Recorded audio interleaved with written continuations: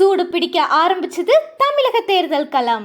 ஆட்டத்தை தொடங்கிய எதிர்க்கட்சியினர். மேட்டுப்பாளையத்தில் இபிஎஸ் பாஜக தலைவர்கள் ஒரே மேடையில். 2026 சட்டப்பேரவை தேர்தலையொட்டி மக்களை காப்போம் தமிழகத்தை மீட்போம் அப்படிங்கிற பிரச்சார பயணத்தை அதிமுக பொதுச் செயலாளர் எடப்பாடி பழனிசாமி நேத்து கோயம்புத்தூர் மாவட்டம் மேட்டுப்பாளையத்துல ஆரம்பிச்சாரு. பிரச்சாரத்தை ஆரம்பிக்கும் போது தமிழக பாஜக தலைவர் அண்ணாமலை இல்லாம இருந்தாலும் நயினார் நாகேந்திரனும் மத்திய இணை அமைச்சர் எல் முருகனும் பங்கேற்றிருந்தாங்க.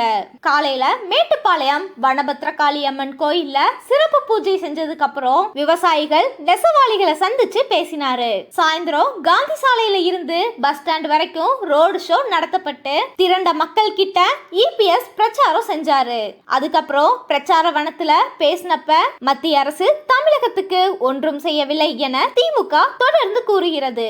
ஆனால் அவர்கள் ஏற்கனவே பாஜக காங்கிரஸ் ஆட்சியில் அதிகாரத்தில் இருந்தனர். தமிழகத்துக்கு என்ன செய்தார்கள் அப்படின்னு கேட்டாரு. மின் கட்டணம், வீட்டு வரி, கடை வரி உயர்வுகள், சட்ட ஒழுங்கு கோளாறு, பெண் பாதுகாப்பு எல்லாமே இப்ப நடக்கிறதாகவும் திமுகவை வீழ்த்தும் நோக்கத்தோட மக்கள் நலத்தையே முன்னிலைப்படுத்தி கூட்டணி அமைச்சதாகவும் இபிஎஸ் தெரிவிச்சாரு. பிரச்சார நிகழ்வுல பாஜக மாநில தலைவர் நயினார் நாகேந்திரன் இபிஎஸ் பிரச்சாரம் வெற்றி பெற வாழ்த்துக்கள் அப்படின்னு சொன்னாரு. மத்திய இணை அமைச்சர் எல் முருகனும் திமுகவை வீட்டுக்கு அனுப்புவோம் அப்படின்னு சொல்லி ஆதரவு தெரிவிச்சாரு. இதுல முன்னாள் அமைச்சர்கள் எஸ்பி வேலுமணி, கேபி முனுசாமி, நந்தம் விஸ்வநாதன் அப்படின்னு அதிமுக தலைவர்கள் பங்கேற்றிருந்தாங்க. அதிமுக தொண்டர்களும் கூட்டணி கட்சி தொண்டர்களும் பெரும் அளவுல திரண்டிருந்தாங்க.